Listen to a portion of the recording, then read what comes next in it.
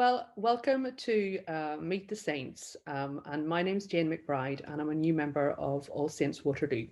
And today I'm talking to Julia, and I'm going to start by asking Julia how she was around in the very early days of All Saints, in the beginnings, if she could tell us a little bit about what that was like.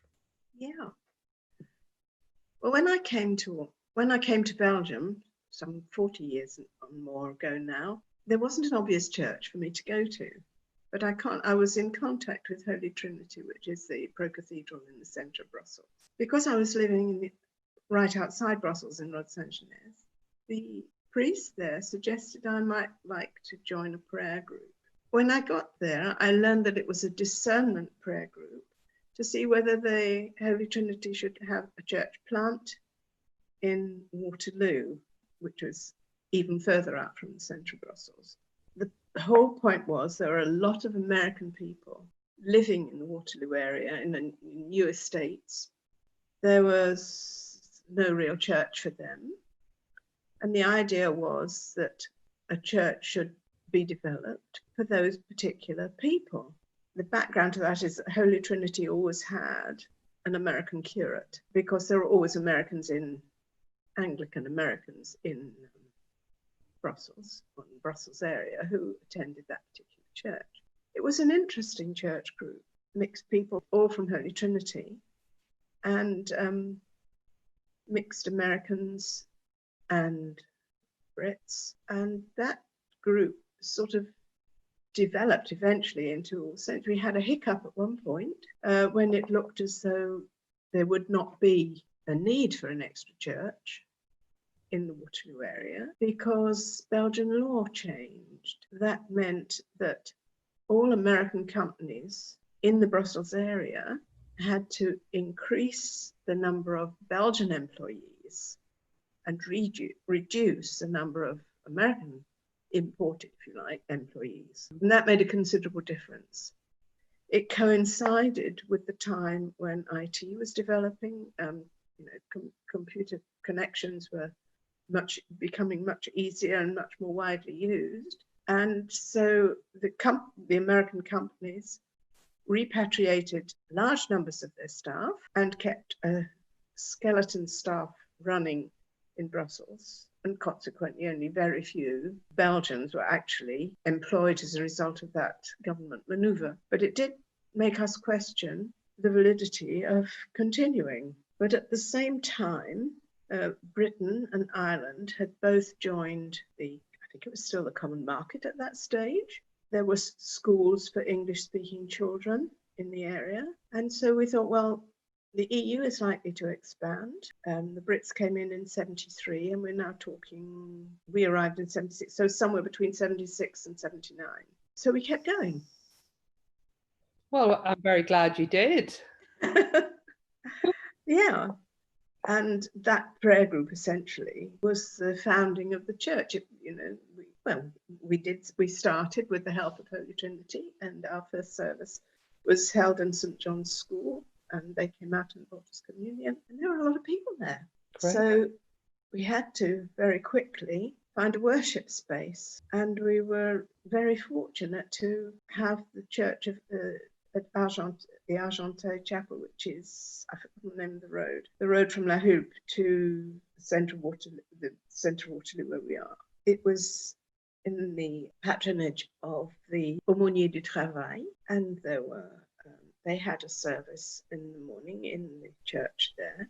There was parking space. There were extra rooms we could have for Sunday school creche, and for coffee afterwards too. They would provide coffee. We paid them for things, and the rented, but it all worked very well. We developed a choir. We became a really nicely established church with actually a whole lot more people than we've ever had since. And what sort of ministry have you been involved in over the years? Because I've heard talk about your listening courses. Is that right? And yes, that was not specifically linked to All Saints. I did a lot when the church opened.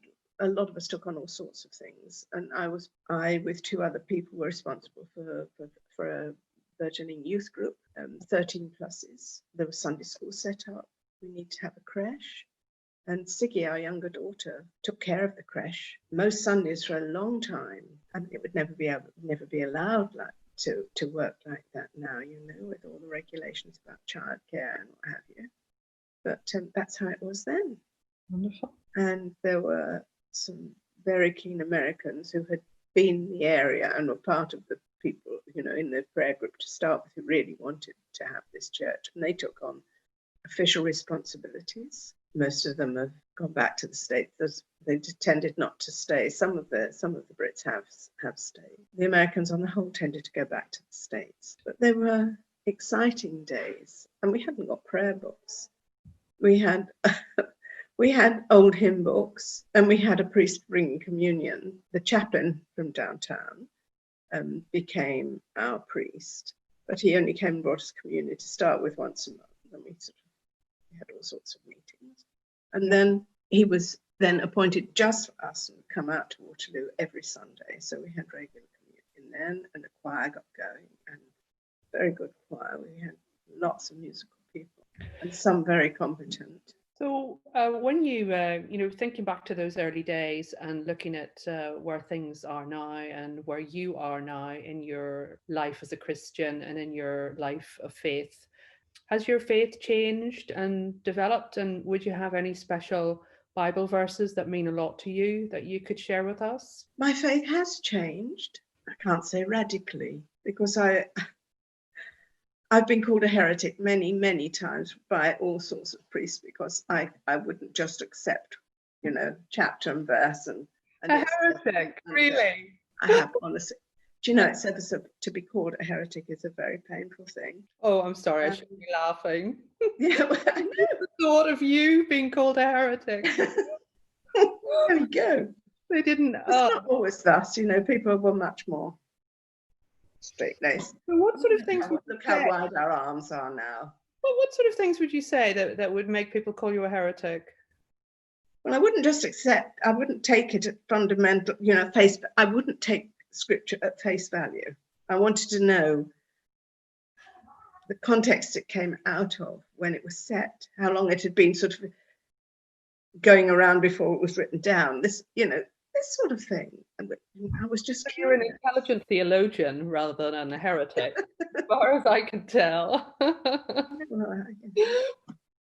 I've even had my faith questioned because I didn't speak in tongues, would you believe it? But there we are. Right. So what about some Bible verses to inspire us that have inspired you or helped you? I think what's happened to my faith has got broader and more accepting. I've been interested in interchurch relations for a very, very long time. I mean, right back from primary school, I was sitting next to a little boy for a long time in the same class, and on a Friday afternoon he had to go down the road to the White Fathers for his religious instruction, whereas our local vicar came in and took the rest of us in as a class.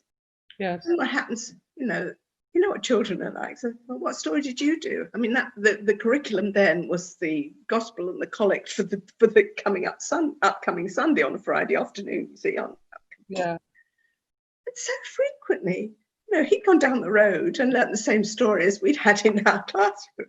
And I just thought, whatever it is that the Lord Jesus wants of us, it can't possibly be that. Anyway.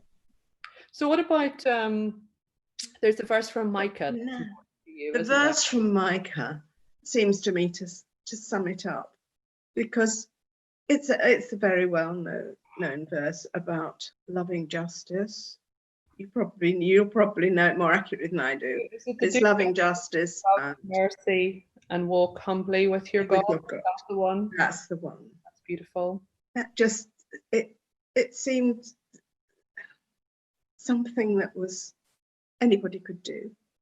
And the other ones that have sort of come later that have really struck me as my concept of God sort of grew. I found that we use a lot of words about God, but they still didn't for me give the sense of what it really was. I mean, I know God's ineffable and there's no way we're going to be able to do that, but what came close to it for me there's a text from Paul, and you can probably tell me where it came from. God in whom we live and move and have our being is one. Mm-hmm.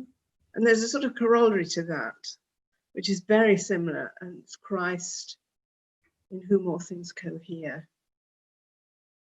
I don't know how the modern translations go. Yeah. I'm King James girl. Yeah, me too, actually. I like the King James. So the line, And grew it's up the with. only one we had, of course. You know, it's the only one. It's the only one around when I was growing up. So, you know.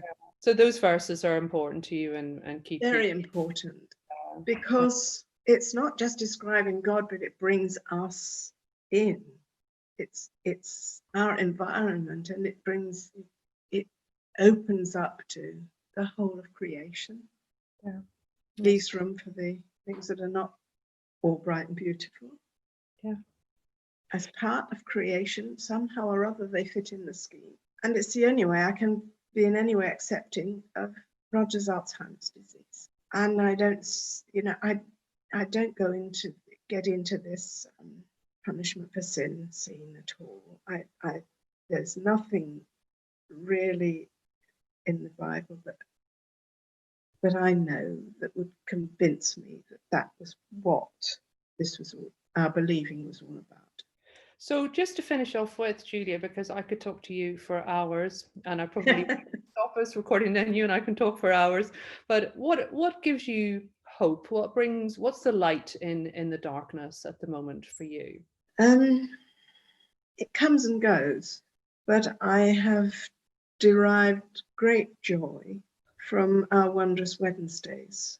I think they're some of the most creative services that we've ever put together in All Saints. Although we did have our moments there in the old time. We had a wonderful first service for Christian unity work at the old All Saints just after we'd opened and moved into the Près du Travail, the Aumônier du Travail. But I love the way that we as members of All Saints have opened up to each other and shared things in those services. Yes, people are very honest and vulnerable, aren't they? Yes, in those, yeah. I look forward to those. Yeah, well, we've got. And I go back to them. I reread them, and yes, I do. Good, good. Some people would say I've wasted paper, but I've printed them off and I've kept them, and I go back to them and reread them and look at the topics, that's wonderful. And the poems and the hymns that we sung there. Well, listen, thank you for talking with me, Julia. And it's really nice to share faith and to share insights and to look at where we've come from and where we're going to. So this was our first meeting with the Saints, and hopefully we'll be back for another instalment later on. Well, thanks very much, Jane.